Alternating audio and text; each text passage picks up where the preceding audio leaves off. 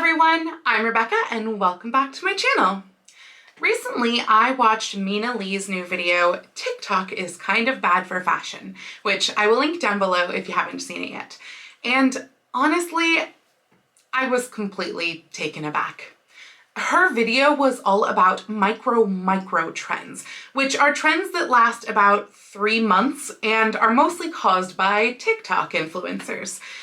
Apparently, there are a lot of people out there who feel like they are constantly needing to keep up with these super fast changing trends just so they can be relevant on social media. And oh my gosh, it makes me so glad I am not trendy. Now, I don't know about you, but I feel like I live in this kind of sheltered fashion world where all of the influencers that I see are into history bounding and vintage style, with the only trends being aesthetics like cottagecore or dark academia. Like, besides actual historical costumes and cosplay, that is literally what my entire Instagram and YouTube feeds consist of. Most people that I follow are very much focused on sustainability in their clothing and longevity in their style. I've heard multiple people say that that's what's so great about both vintage style and history bounding.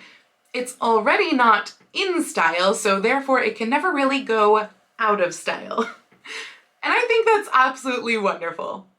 And yet, apparently there are people who spend massive amounts of money on clothing hauls from places like Shein where they don't even really know what they're getting and they're just doing it to get views on TikTok.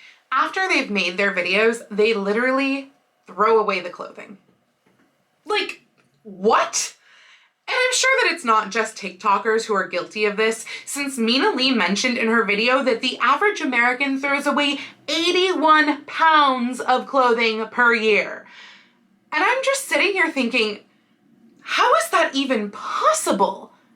Now, I did look up that fact, and just to elaborate, it turns out that the average American gets rid of 82 pounds of clothing per year, though about 15% of that does get donated or recycled.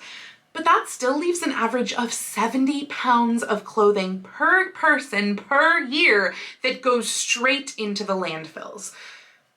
I don't know about you, but I feel like I throw away several pairs of underwear each year. Maybe here and there the odd ripped and stained towel or worn out pair of shoes. And that's about it. How does someone have enough clothing to throw away 70 pounds of it every year? And why would you feel like you need to? There are a few things to unpack here, in my opinion. First, as a plus-size woman, it is so hard to find clothing that fits you correctly. In my experience, you always have to make sure, if you can't try it on ahead of time, that the piece of clothing you're ordering has a good return policy, so that if it doesn't fit, it gets returned to the seller, not thrown in the trash. And those pieces that do fit, you hang on to them for years and wear them to death. Of course, one argument against fast fashion is that things just don't last for as long, and even if they do go into regular rotation in your wardrobe, you just won't get as many wears out of it. And maybe that's true for places like Shein, but I've found that even for fast fashion companies like Old Navy or Target, you can wear their clothing for years before it starts to fall apart. And even if it does start to get holes, you mend it.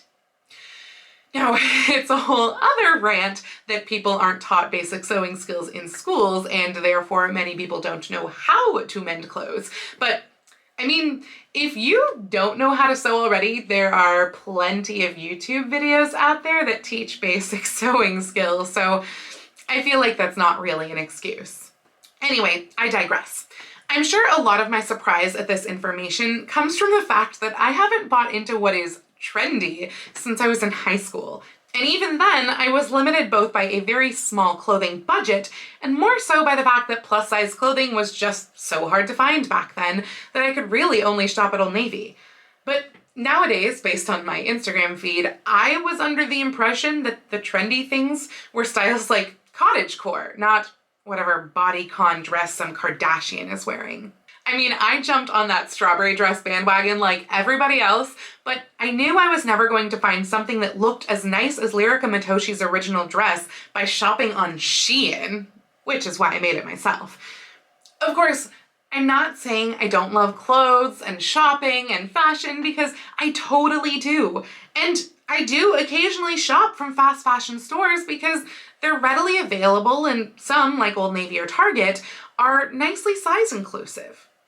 Would I rather support small makers? Yes, totally.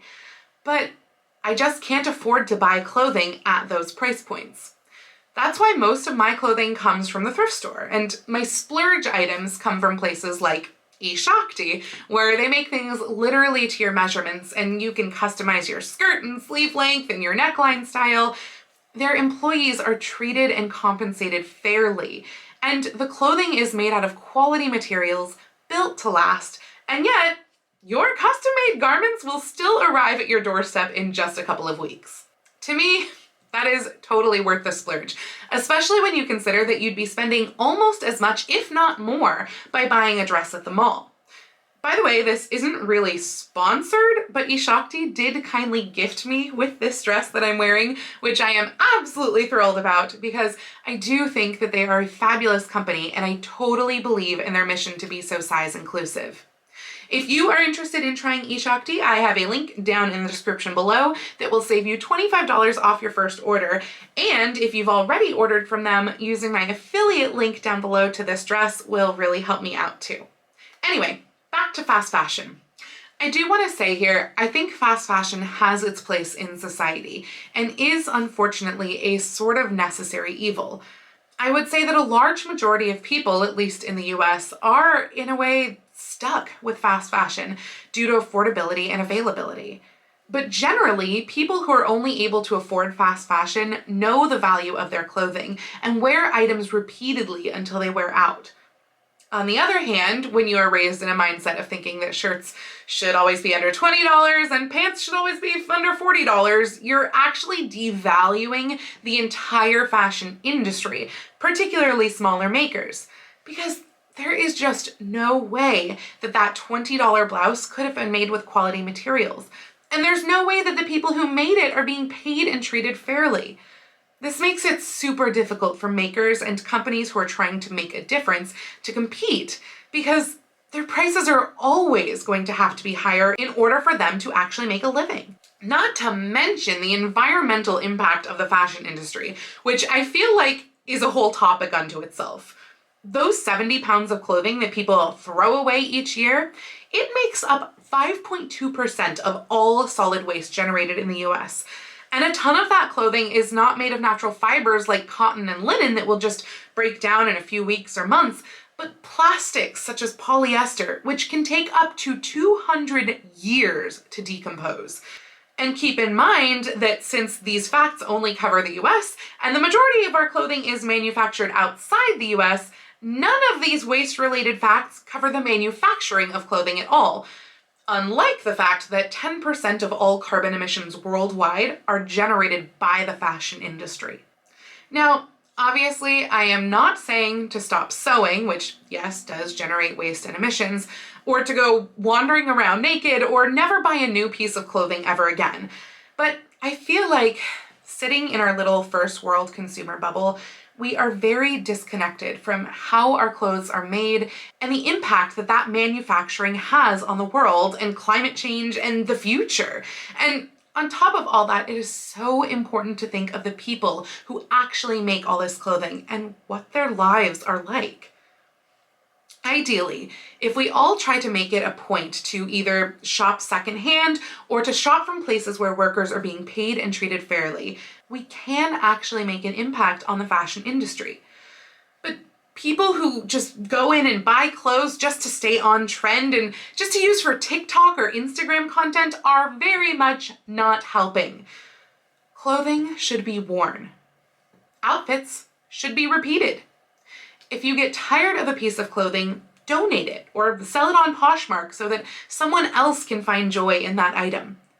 And please, unless your clothing is holey and stained, do not throw it out.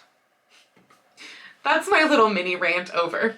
I'm sure a lot of this was preaching to the choir, since if you're watching my channel, chances are you are more into history bounding or vintage style than you are into what's trendy. But I do still think it's just good to keep in mind every time you consider purchasing a new clothing item. I would love to hear your thoughts on this topic. Do you prefer to make your own clothes? Do you shop secondhand? Or do you tend to buy more readily available fast fashion pieces? No judgment, I promise. Please leave me a comment down below. Anyway, if you like this video, please make sure to click the thumbs up icon, and if you'd like to see more videos like this from me, please go ahead and click subscribe and the little bell icon to be notified every time I post a new video. I do post new videos here on YouTube twice a week, with my sewing vlogs out on Tuesdays and other costuming and fashion content like this out on Saturdays, but I post every day over on my Instagram, so please go follow me on Instagram. That's @LadyRebeccaFashions.